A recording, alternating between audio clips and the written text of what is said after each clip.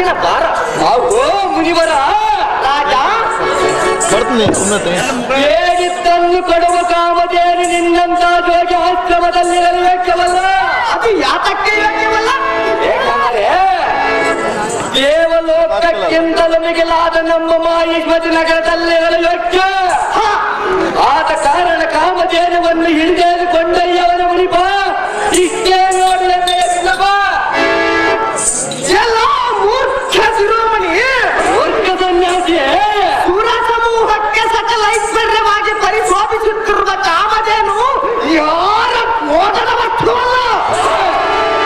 ನಿನ್ನಂತ ಅವಿವೇಕಿಯ ಅರಮಂದಿರದಲ್ಲಿರಲು ಎಂದಿಗೂ ಸಾಧ್ಯವಿಲ್ಲ. ಅದು ಯಾತಕ್ಕೆ ಸಾಧ್ಯವಿಲ್ಲ?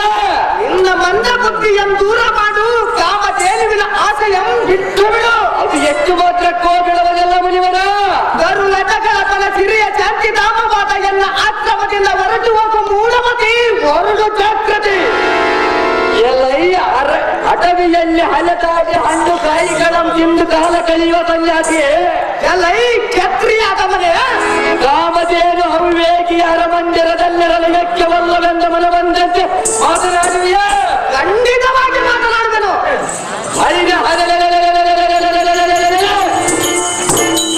ಜಲದಂತ ಮಲ್ಲನೆಂದು ಹೆಸರು ಪಡೆದ ನಾನು ನೋಡಿದಂತ ಮತ್ತು ಇಷ್ಟಪಟ್ಟಂತ ಒಂದು ಎಂದಿದ್ದರೂ ನನ್ನದಾಗಲೇಬೇಕು ಮುನಿವರ. ಇಲ್ಲವಾದರೆ ನೀನು ಕಾಮಧೇನುವನ್ನು ಎಲ್ಲ ಅರಮನೆಗೆ ಕಳಿಸಲೇಬೇಕು. ಎಲ್ಲವಾಯ್ತ ಬಳಿಗೆ ಬಲತ್ಕಾರದಿಂದ ಹಿಡಿದುಕೊಂಡಯ್ಯವನ ಮುನಿಪ ಇದಕ್ಕೆ ಬಗ್ಗೆ ಮಾತನಾಡಿದ್ರೆ ಕುಮ ಎಲ್ಲೈ ಮತಿಯಿಲ್ಲದ ಮಾತನಾಡುವ ಮಾಹಿಷ್ಮತಿ ಮತ ಅಂತಲೇ ಎಲ್ಲ ಮೂರ್ಖ ಸನ್ಯಾಸಿಯೇ, ಮತವೇರಿ ಅದಕ್ಕೆ ಮಾತನಾಡುವೆ. ಮಾತನಾಡಿದರೆ ನೀನು ಮಾಡುವುದಾದರೆ ಏನು?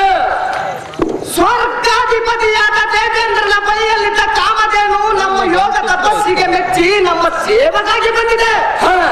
ಅಮೃತ ಪ್ರಸಾದ ನೀಡುವ ಕಾಮಧೇನುವನ್ನು ಇವನೊಂದು ಹೇಳುವೆಯ? ಸಹಜವಾಗಿ ಹೇಳುವುದು. ಇನ್ನೊಂದು ಸಲ ಎಚ್ಚರ. ಕೋಪದಲ್ಲಿ ಅಗ್ನಿಯಂತ ಪ್ರಜ್ವಲಿಸುವ ಕ್ರೋಧಾಗ್ನಿಯನ್ನ ಹೃದಯದೊಳ ಅಡಗಿಸಿಕೊಂಡಿರುವ ಜೋಮದಗ್ನಿ ಎಂಬುದು ಗೊತ್ತಿಲ್ಲವೇ?